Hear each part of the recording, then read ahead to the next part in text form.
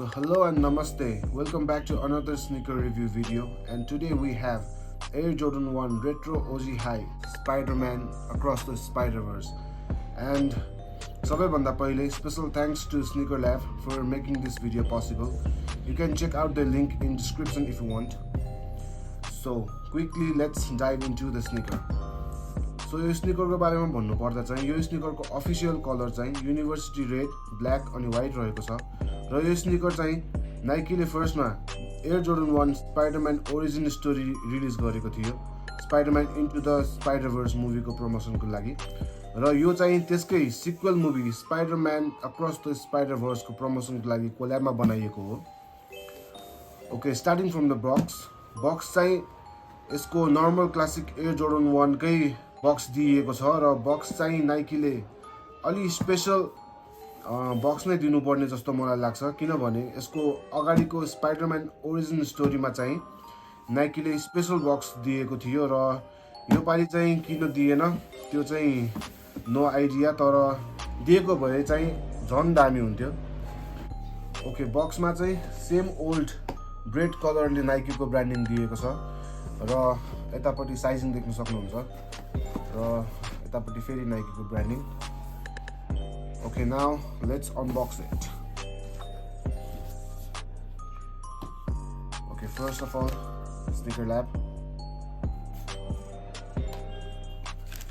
Okay, त्यसमा butter paper पाउनुहुन्छ एउटा,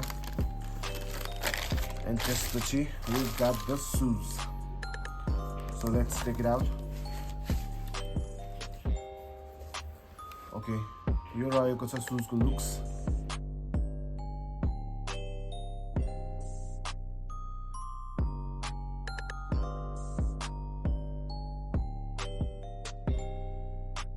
Take another one out.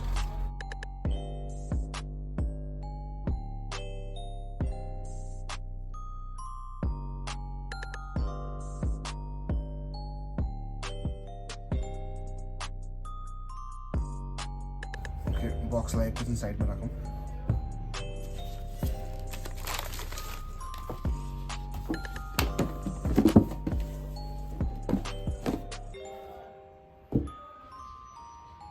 So coming back to the shoes, materials को कुरा गर्नु पर्दाखेरि चाहिँ त्यो बक्समा चाहिँ एकदम स्मुथ फिनिश भएको यो व्हाइट कलरको लेदर देख्न सक्नुहुन्छ। सेम लेदर चाहिँ तपाईहरुले साइड प्यानलहरुमा पनि देख्न सक्नुहुन्छ र त्यो क्यापमा चाहिँ सेम टाइपको स्मुथ लेदरै दिएको छ, तर यो चाहिँ युनिभर्सिटी रेडमा दिएको छ र त्यसको छेउमा चाहिँ अलिकति टुक्रा चाहिँ तपाईहरुले यो एकदमै हाई क्वालिटी स्वेड देख्न सक्नुहुन्छ रेडमै, र त्यसको अलिकति यतापट्टि चाहिँ यो हल्का मैलो टाइपको न्युबक मटेरियल दिएको छ र त्यसको माथिपट्टि फर्स्ट बटम 3 आइलेट्समा चाहिँ तपाईहरुले प्याटर्न लेदर देख्न सक्नुहुन्छ रेड कलरमा, र ठ्याक्क यतापट्टि मिडियो साइडमा हेर्नु पर्दाखेरि चाहिँ ठ्याक्क उल्टो दिएको छ। तलपट्टि प्याटर्न लेदर दिएको छ भने माथि चाहिँ यो न्युबक मटेरियल दिएको छ र सेम न्युबक मटेरियल चाहिँ हजुरहरूले हिल्समा पनि पाउन सक्नुहुन्छ। र ल्याटरल साइडको यतापट्टि यही सेम स्वेड दिएको छ भने मिडियो साइडको यतापट्टि लेदर दिएको छ। सुज चाहिँ प्याटर्न लेदरको दिएको छ बोथ साइडमा र हल्का 3D इफेक्ट दिएको छ यसमा, र सेम प्याटर्न लेदर चाहिँ अप्पर एङ्कल कलरमा पनि पाउनुहुन्छ र आइलेट्सहरुमा चाहिँ यो स्पाइडरम्यान मुभी ओरिजिनेटेड थिमको ग्राफिक दिएको छ र सेम ग्राफिक चाहिँ हामीले यता मिडियो साइडको एङ्कल कलरमा पनि पाउन सक्छौँ र ल्याटरल साइडको एङ्कल कलरमा चाहिँ एयर जोर्डनको विङ्स दिएको छ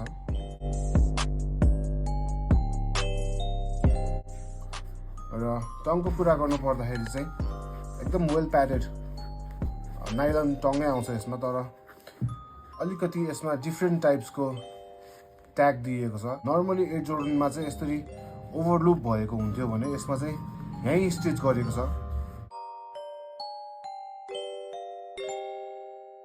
लेसेस चाहिँ यसमा flat style black colour laces मात्र आउँछ, अरू कुनै अप्सनल लेसेसहरू चाहिँ यसमा आउँदैन।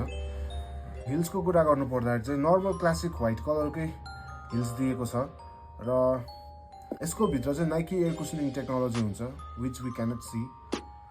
र आउटसोल चाहिँ यसको नर्मल क्लासिक एयर जोर्डन 1 कै आउटसोल दिएको छ तर रेड कलरमा अनि फन फ्याक्ट चाहिँ this glows in the dark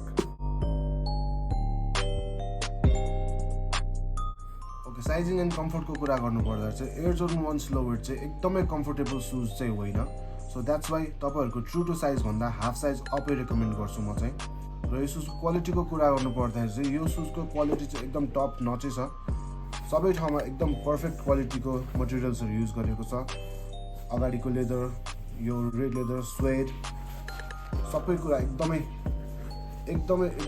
top नच क्वालिटीको छ र क्वालिटीमा चाहिँ नो कम्प्रोमाइजै गरेको छ यसमा र टकिङ अबाउट द लुक्स चाहिँ यसले सबैलाई क्लासिक एयर जोर्डन 1 सिकागोकै भाइब दिन्छ र यसको कलर ब्लकिङ पनि क्लासिक सिकागोबाटै पिक गरिएको हो So that's it for today.